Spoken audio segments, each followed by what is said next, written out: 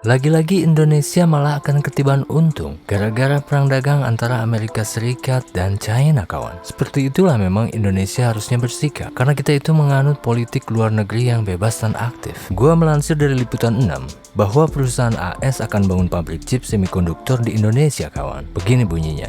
Wakil Menteri BUMN Rosan Ruslani mengatakan, Amerika Serikat memilih Indonesia menjadi destinasi investasi untuk industri chip semikonduktor. Indonesia terpilih dengan 6 negara lainnya. Begitu katanya, men. Hal ini juga dipertegas oleh info terbaru dari Sekretariat Presiden yang disampaikan oleh Bu Menlu Retno Marsudi.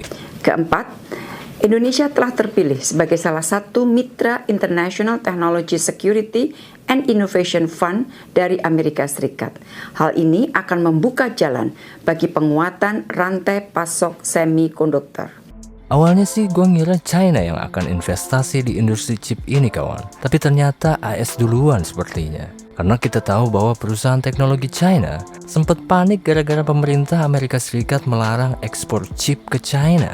Tapi sebelum kebijakan itu berjalan, raksasa internet China kompak memborong chip dari perusahaan Amerika Serikat, Nvidia, untuk membangun sistem kecerdasan buatan atau AI generatif. Jelas di sini China agak ketar-ketir akibat sanksi dagang Amerika Serikat, kawan. Sampai produsen semikonduktor China bertekad untuk membuat sendiri chip mereka di dalam negeri. Seperti yang dikutip oleh Reuters, rencana ini diungkap oleh Fujian Xinhua Integrated Circuit Co. Ltd, perusahaan semikonduktor yang disokong oleh pemerintah China. Hal itu dipertegas dengan munculnya sebuah pamflet yang bertuliskan era chip Cina sudah datang. Lebih lanjut, mereka mengatakan China memang sempat bergantung pada chip impor, tapi berkat kerja keras dari para ahli chip yang tak terhitung jumlahnya, telah membuat 90% impor chip kini bisa diproduksi secara lokal. Gitu katanya, kawan. Namun, ambisi besar itu mesti menghadapi tantangan, sebab pada Kamis November lalu, Departemen Kehakiman AS menuntut Fujian Xinhua dan United Microelectronics Corp, perusahaan mikroelektronik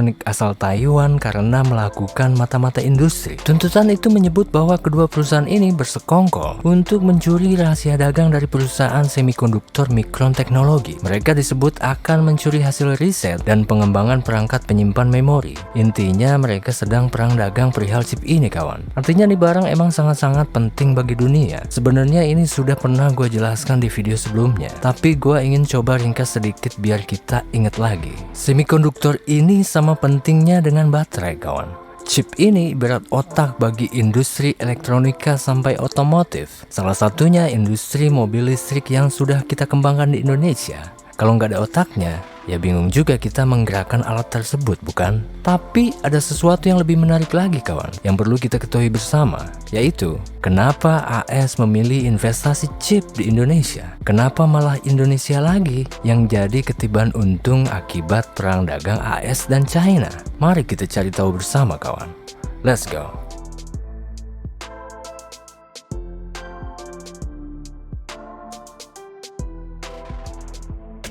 Amerika Serikat telah mengumumkan CHIPS and Science Act. Apa pula itu? CHIPS and Science Act adalah undang-undang federal Amerika Serikat untuk menyediakan dana sekitar 280 miliar US dollar untuk meningkatkan penelitian dan pembuatan semikonduktor di Amerika. Undang-undang itu mencakup alokasi sekitar 52 miliar US dollar dana bagi perusahaan-perusahaan AS untuk pembuatan chip yang digunakan untuk peralatan teknologi seperti smartphone, kendaraan listrik, peralatan, dan sistem persenjataan.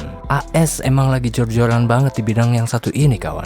Tapi kenapa AS malah investasi di Indonesia? Ya, alasannya adalah karena mereka itu adalah salah satu pemasok terbesar chip di dunia dan memerlukan stok yang juga harus besar. Dan juga tentu Indonesia dinilai layak karena punya pasokan pasir silika yang cukup melimpah. Seperti halnya nikel, daripada kita jual mentah, lebih baik kita ikut berkecimpung untuk jadi produsen barang jadi atau barang setengah jadi, bukan? Betul sekali kawan, kali ini yang kita sasar adalah industri chip semikonduktor yang emang pasarnya cukup besar dan barang ini sangat dibutuhkan oleh dunia. Dan dunia saat ini sedang mengalami krisis chip semikonduktor. Maka itulah saatnya kita masuk ke bisnis yang satu ini dengan sangat serius. Presiden Jokowi akan menghadiri APEC Summit 2023 di San Francisco pada tanggal 15 November nanti. Ini menarik kawan, karena akan ada banyak kerjasama dalam bidang ekonomi yang lebih luas lagi. Indonesia memang sedang mencari celah untuk bisa masuk ke industri ini, mengingat chip adalah bagian dari ekosistem EV yang sedang kita bangun. Selama ini chip itu dikuasai oleh Taiwan kawan, yaitu perusahaan yang bernama TSMC, yang 54% pasukan chip dunia itu mereka yang pasok. Maka ini menjadi satu hal yang luar biasa, sekaligus gue tunggu-tunggu kawan. Akhirnya Indonesia akan segera mulai masuk ke industri ini. Dari hulu sampai hilir, Indonesia akhirnya siap bertarung di arena industri masa depan kawan. Gua melansir dari CNBC Indonesia, Ketua Indonesian Mining and Energy Forum, Singgi Widagdo, menjelaskan, di dunia perindustrian, porsi penggunaan pasir silika saat ini cukup besar. Singgi membeberkan pasir kuarsa atau pasir silika merupakan salah satu material alam yang melimpah yang dimiliki Indonesia. Adapun total sumber daya pasir silika di Indonesia dapat mencapai 25,33 miliar ton. Dengan total cadangannya sebesar 331 juta ton. Ini jumlah yang cukup besar kawan. Presiden emang tepat untuk memberlakukan aturan stop ekspor bahan mentah dan mulai melakukan hilirisasi industri di Indonesia. Karena kita akhirnya bisa menjadi pemain besar di industri masa depan kawan. Kurang keren apa lagi coba? Yang awalnya kita hanya dilihat sebagai negara yang hobinya jual instan, sekarang kita perlahan-lahan ingin bertransformasi menjadi kekuatan industri dan teknologi baru yang harus diperhitungkan dunia. Memang gak akan langsung kita menguasai berbagai bidang teknologi dalam waktu yang singkat, tapi setidaknya kita mulai berangsur-angsur belajar dan terus meningkatkan skill kita secara konsisten. Layaknya teknologi kereta api, kita nggak mungkin langsung menguasai semua teknologinya, tapi dengan bisa bikin gerbongnya aja itu sudah sangat progresif daripada tidak sama sekali. Daripada kita jual bahan mentah aluminiumnya saja, lebih baik kita juga bisa berproduksi juga. Karena selain hal itu akan meningkatkan berbagai keuntungan dalam hal menciptakan ruang untuk tenaga kerja, kita juga akan mulai bisa mengontrol dan menjaga stabilitas harga di pasar. Ini adalah sesuatu yang keren kawan. Pasir silika juga adalah bahan utama dalam produksi kaca men. Propertinya yang transparan dan daya tahan terhadap panas membuatnya sangat cocok untuk pembuatan berbagai jenis kaca, termasuk kaca jendela, kaca pembungkus, solar panel, dan kaca optik. Tak kalah, pasir silika juga dapat digunakan dalam industri konstruksi sebagai bahan baku untuk pembuatan beton dan mortar. Sifat-sifatnya yang kokoh dan tahan terhadap korosi membuatnya menjadi komponen yang penting dalam konstruksi. Dan pasir silika pun dapat digunakan dalam industri minyak dan gas, industri filter, dan industri kimia. Indonesia ini alamnya memang luar biasa kawan.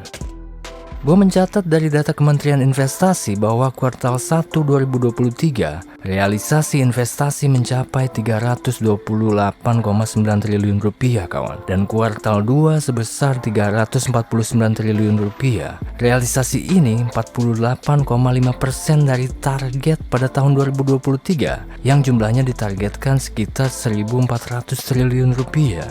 Amerika Serikat ternyata masih tercatat dalam 5 besar PMA sepanjang semester 1 2023. Amerika Serikat berada di posisi kelima dengan nilai investasi 1,6 miliar US dollar. Singapura menempati posisi pertama dan posisi kedua adalah China dengan nilai investasi sekitar 3,8 miliar US dollar. Artinya apa kawan? Artinya ini adalah yang kita inginkan. Kita itu dapat berteman dengan siapapun termasuk dengan Amerika dan China. Kita nggak masalah sama mereka kalau mau kerjasama dengan kita. Asal mau saling menguntungkan satu sama lain, itu aja. Dan nggak berat sebelah kerjasamanya, karena kita itu hanya ingin fokus mewujudkan visi kita, yaitu menuju Indonesia emas di 2045. Jadi kita sebagai orang Indonesia, gua harapkan jangan terlalu fanatik terhadap suatu poros maupun membutakan diri dalam politik yang gak memajukan bangsa dan negara. Kita harus ikutin cara pemimpin-pemimpin kita kawan. Mereka berpolitik dengan gaya yang cantik, bebas, dan aktif. Yang didapat dari itu semua adalah kita akhirnya jadi tetap untung dari sana sini. Karena kita mengedepankan dialog dan objektivitas, kita juga bisa tegas dan bisa sangat friendly. Dan itu tergantung situasi. Dunia memerlukan lebih banyak negara seperti Indonesia kawan, kalau ingin happy dan damai, bukan begitu? Gue sungguh sangat excited melihat Indonesia di masa depan kawan. Gue ingin melihat Indonesia maju dan berjaya di kancah dunia. Dan itu bukan tidak mungkin terjadi dengan segala sumber daya yang sudah kita miliki sekarang. Juga bonus demografi yang kita miliki pada tahun 2030 nanti. Tugas kita adalah terus mendukung kebijakan-kebijakan yang akan terus memajukan Indonesia. Jangan kasih kendor kawan. Siapapun yang memimpin, kalau mereka terus menjalankan pondasi yang sudah dibangun oleh Presiden Jokowi, maka gue rasa Indonesia akan segera menduduki peringkat ekonomi yang semestinya, yaitu ekonomi terbesar keempat di dunia. Bagaimana perasaan Anda mendengar kabar baik ini kawan? Arigato, gue Ujang Tokyo, sehat selalu.